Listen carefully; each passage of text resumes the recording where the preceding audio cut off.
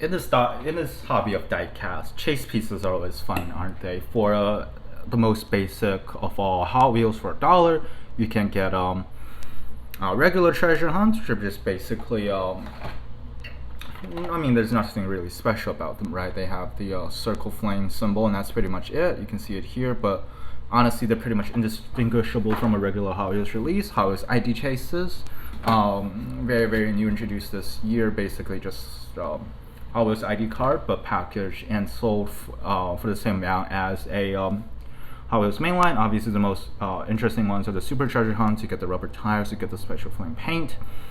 And for other companies, there are a lot of them as well.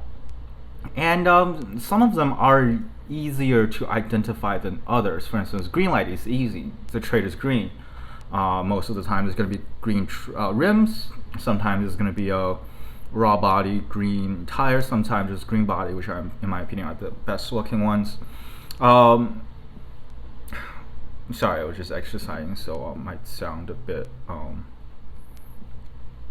just the lighting is shit, isn't it? Let's see. Is this better? Auto World is also kind of easy for the red ones. It's just red, pretty much. And for the raw ones, they're just raw. There's not too much to talk about. Although you can easily mistake those with actual red releases in red or silver. I think Auto World used to make more cars in those candy red colors, but I haven't seen them do that in quite a long while. And the silver releases can be silver or gray ones can be mistaken as raw, but it's generally pretty easy to figure out.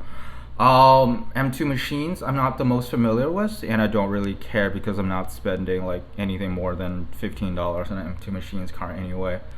I don't hate them, I just don't think they're worth that much. Even the chase ones, not really. But the most, and these ones are easy to identify as well. Usually just gold rims, sometimes it's like other features, but most of the time just gold, right? It's easy to figure out which ones are the chases.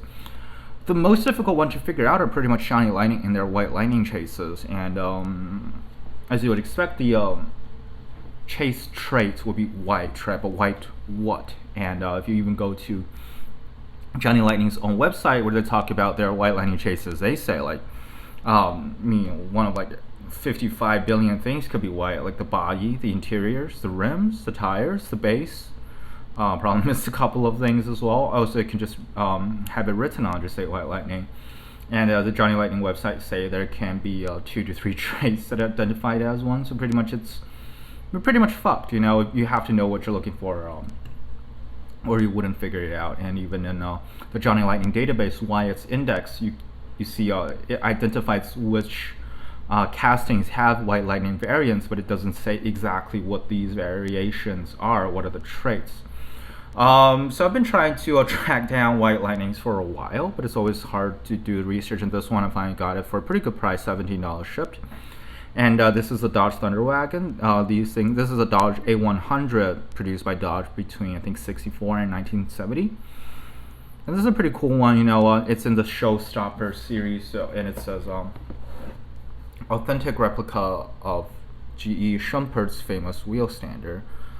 Die-cast metal body and chassis, whatever, rubber tires, and it also gives you a free wheelie stand. And I need to turn off my AC right now. 1 second, just look at this beautiful card. Actually, look at the back of it, I guess. And I'm back. Yeah, this is a pretty cool one. It's a nice looking car. I honestly wanted to get this one in the regular release anyway, which are not super cheap anyway, so I'm glad to have it. And in this case, you see 2 White Lightning traits. First of all, it's the white interior. The standard release of this model has a black interior. Second of all, it literally says White Lightning, so you can't mistake it, right? In the original and normal casting, it just says Goodyears, and here it says White Lightning, so it's hard to mistake it for anything else.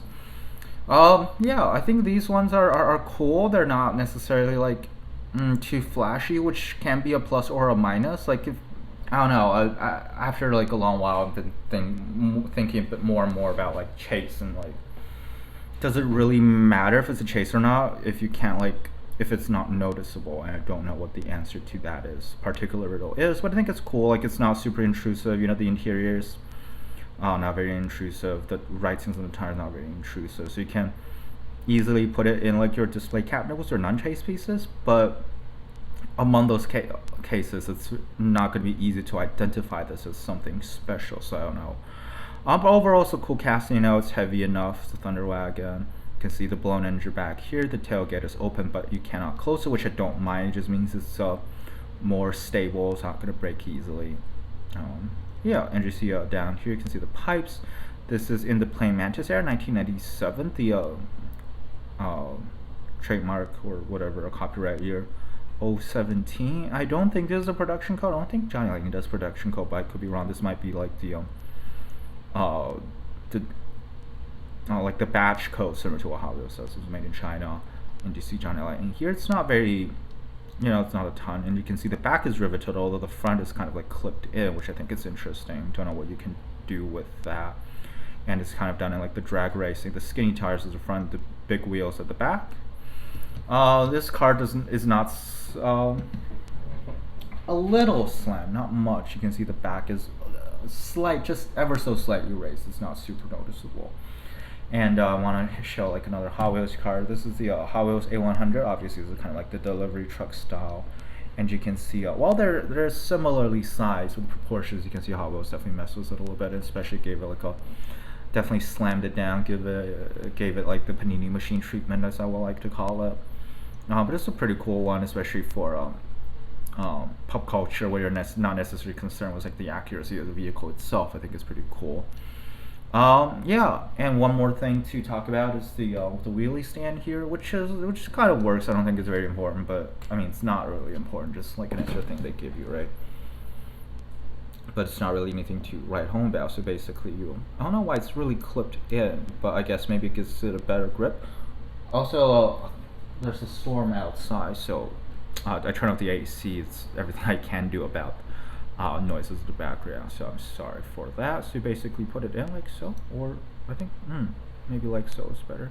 Kind of just clip it in, and it's pretty nice. It helps, but it says it works with most 164 scale models. It doesn't really works with some of the cars. A lot of the stuff it doesn't really work, but it's an extra thing. It works with some of it, right? It doesn't hurt. So yeah, it's a cool White Lightning Chase model, and now I have green machines. I have one ultra red. I have my Hot Wheels chases, obviously, and now I have a White Lightning. All I'm missing in terms of like domestic American brands are M2 machine chases. If I can find something that's like really cheap, I'll get it, but not, like I said, I'm not willing to spend any real money on one, because I don't know, like Greenlight, I guess, is kind of like my Greenlight, and Hot Wheels are kind of like my lowest standard as far as what premium models I would like to collect. And two machines are nice when there are. I feel like they could be really nice when they have like proper quality and when they're like perfect, but their quality control aren't always nice, and they almost always have like a lean. I don't hate them, as a lot of YouTubers seem to do. A lot of people seem to do, but I don't really care for I don't care much for them anyway. But yeah, if I see a good price, I'll get one. We'll see about that. That's it for today. Very short video.